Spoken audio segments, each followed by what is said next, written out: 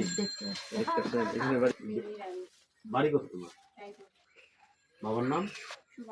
সুভাষ বাচ্চার বয়স কতদিন 4 মাস ও আচ্ছা কদিন হলো এখানে আসছো কালকে আসছো তো তুমি এখানে কেন আসছো বাচ্চার পিতৃপুরের জন্য তো বাচ্চার পিতৃপুর যদি চাচ্ছ তাহলে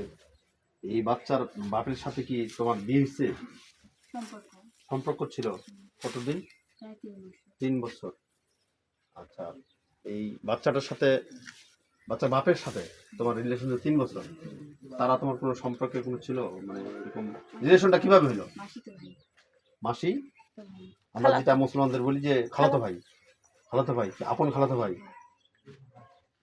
ও আচ্ছা আচ্ছা আচ্ছা তোমার সম্পর্কটা নষ্ট হলো কিভাবে তো তুমি কি তোমরা পারিবারিক ভাবে এটা বিষয়টা মিটমাট করার জন্য চেষ্টা করো না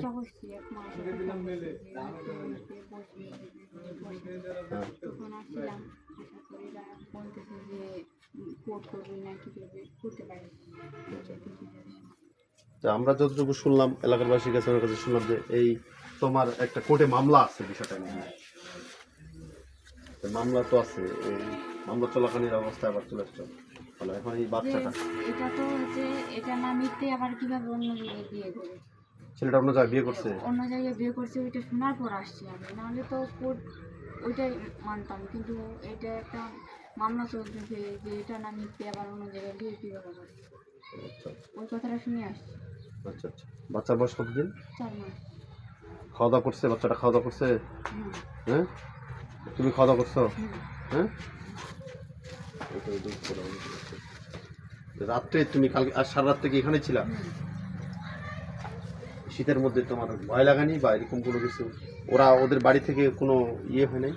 তোমাকে কোনো বাড়ির ছেলের বাইরে অন্যান্য লোকজন কোনো সাপোর্ট করে নাই বা তোমার এইখানে দেখাশোনা খাওয়া দাওয়া ইত্যাদি যে কোনো বিষয়গুলো খাওয়া দাওয়া দেয়নি এলাকার নিয়ম বানিয়েছে সকালকে আসছিল খাবার ধরে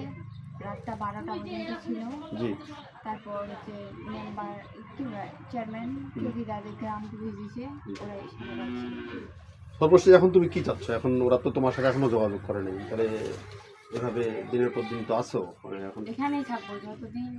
না পাই যাক ততদিন এখানেই থাকবো দেখা যাক কতদিন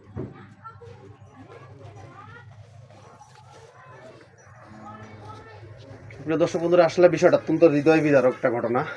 সেটা হয়েছে মানুষের সাথে সম্পর্ক প্রেম ভালোবাসা এগুলা হয়